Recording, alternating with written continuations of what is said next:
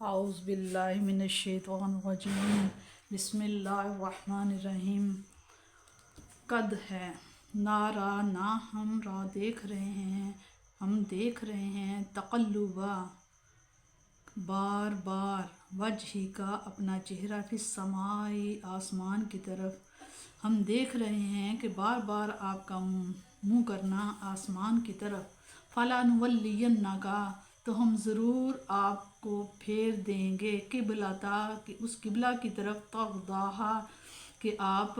رضا سے نکلا ہے، آپ راضی ہو جائیں گے ہاں اس پر، تو ہم ضرور پھیر دیں گے آپ کو اس قبلہ کی طرف جس سے آپ پسند کرتے ہیں۔ فولی پس پھیر لو وجہ کا اپنا چہرہ، شطر المسجد الحرام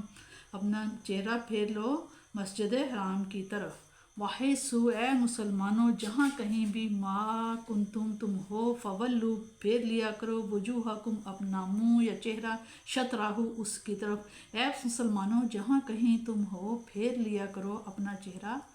اس کی طرف۔ وَإِنَّ الَّذِينَ اور اِنَّ بے شک الَّذِينَ وہ لوگ جو اوتو جو آئے ہیں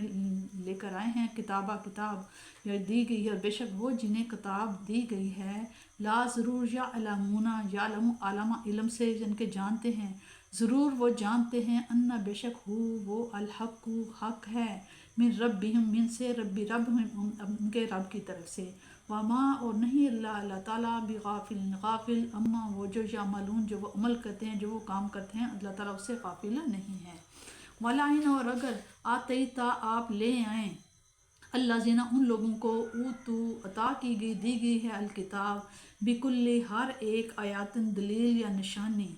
ما نہیں اتبی وہ اتباع نہیں کریں گے، پیروی نہیں کریں گے، پیچھے نہیں چلیں گے، قبلتک آپ کے قبلہ کی طرف، وما اور نہ ہی انتا آپ بتابعن تابع ہوں گے، پیروی کریں گے، قبلت ہم ان کے قبلہ کی، اور اگر آپ لے آئیں اہل کتاب کے پاس ایک دلیل تو نہیں وہ پیروی کریں گے آپ کے قبلہ کی، اور نہ آپ ہی پیروی کرنے والے ہو ان کے قبلہ کی، وَمَا اور نہیں بعضهم ان میں سے بعض بتابعن تابع قبلتن قبلہ کے بعدن دوسرے قبلے کے، اور نہ وہ ایک دوسرے کے قبلہ کو مانتے ہیں، وَلَئِن اور اگر اتبعتا اگر آپ پیروی کریں گے اہواءہم ان کی خواہشات کی، من بعد اس سے بعد جب کہ جب کہ آپ کے پاس آ گیا ہے، من العلم علم آ گیا ہے، اگر آپ پیروی کریں گے ان کی خواہشات کی ان کے بعد جب کہ آپ کے پاس علم آ گیا ہے، آپ جانتے ہو سب کچھ، انا بے شک آپ اذن لمن الظالمین تو پھر آپ ظالموں میں سے ہوں گے۔ اس میں بتایا جا رہا ہے، اس وقت کا ذکر ہے کہ بس صحابہ کو یہ خیال گزرا کہ جو مسلمان بیت المقدس کی طرف نمازیں پڑھتے رہے ہیں اور تحویل قبلہ سے پہلے انتقال کر گئے ہیں، ان کی نمازیں تو ضائع ہو گئیں، ان کی تسکین کے لیے فرمایا جا رہا ہے کہ ان کی نمازیں ضائع نہیں ہوئیں، وہ تو اللہ تعالیٰ کے حکم سے ہی بیت المقدس کی طرف منہ کر کے نمازیں ادا کیا کرتے تھے، اس لیے ضائع ہونے کا تو سوال ہی پیدا نہیں ہوتا۔ کعبہ حضور صلی اللہ علیہ وسلم کے جد امجد حضرت خلیل یعنی کہ حضرت ابراہیم علیہ السلام کا قبلہ تھا، نیز اہل عرب کو اسلام کی طرف مائل کرنے کا ایک مؤثر ذریعہ تھا۔ یہ اور ان کے علاوہ کئی دوسرے وجوہات بھی تھیں جنہیں نگاہ نبوت دیکھ رہی تھی، جن کے باعث حضور صلی اللہ علیہ وسلم کی دلی تمنا تھی کہ کعبہ کو قبلہ بنایا جائے، اور چشم امید در رحمت کی طرف بار بار اٹھتی رہتی تھی۔ اللہ تعالیٰ کو اپنے محبوب کی یہ ادا اتنی پیاری، اس کی خوشنودی خاطر اتنی مطلوب تھی کہ اسی آیت سے اعلان فرمایا کہ اے میرے محبوب جو قبلہ تمہیں پسند وہی ہمیں پسند، اور تیری خوشی کے لیے ہم کعبہ کو قبلہ مقرر فرماتے ہیں۔ قد نارا تقلب وجہک فرمایا کہ تم جدھر بھی ہو اپنا چہرہ اس کی طرف کر لو، تیرے رخ انور کا بار بار آسمان کی طرف اٹھنا ایسی چیز نہیں جسے قصہ ماضی بنا کر یہاں بیان کیا جائے، بلکہ چشم قدرت اس منظر روح پرور کا اب بھی یوں ہی مشاہدہ فرما رہی ہے۔ فرمایا ہم دیکھ رہے ہیں تیرا بار بار آسمان کی طرف اپنے رخ جہان افروز کا اٹھانا، کیا شان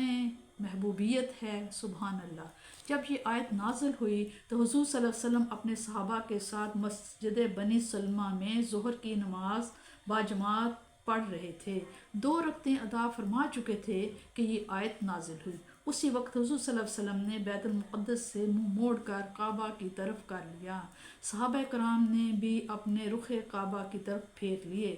مدینہ کی دوسری مسجدوں میں بھی جہاں جہاں جماعت ہو رہی تھی، جب یہ حکم پہنچا تو اسی لمحہ اسی وقت تمام صحابہ کرام نے اپنے رخ پھیر لیے اور دنیا کو تسلیم و رضا کا ایک بے مثال نمونہ دکھایا۔ اللہ تعالیٰ اپنے رسول کو تسلی دیتے ہیں کہ آپ صلی اللہ علیہ وسلم یہود کے اعتراضات سے پریشان نہ ہوں۔ ان کی کتاب میں تحویل قبلہ کا ذکر موجود ہے۔ انہیں خوب معلوم ہے کہ یہ حق ہے اور اللہ تعالیٰ کی طرف سے ہے۔ اب محض تعصب اور ہٹ درمی کر رہے ہیں، اس لیے ان کے سامنے جتنے دلائل پیش کیے جائیں انہیں یہ ہدایت نہ ہوگی۔ اس آیت میں بظاہر خطاب حضور صلی اللہ علیہ وسلم کو ہے، لیکن مراد امت ہے، کیونکہ امت سے تو اپنے نفس کی خواہشات کی تابعداری ممکن ہے، لیکن نبی کی ذات جو خواہش سے بھی معصوم ہوتی ہے، اس لیے تو ناممکن ہے کہ ایسا جرم سرزد ہو۔ اس لیے یہ سارا کچھ اللہ تعالیٰ نے اپنے حبیب صلی اللہ علیہ وسلم کے لیے کیا ہے۔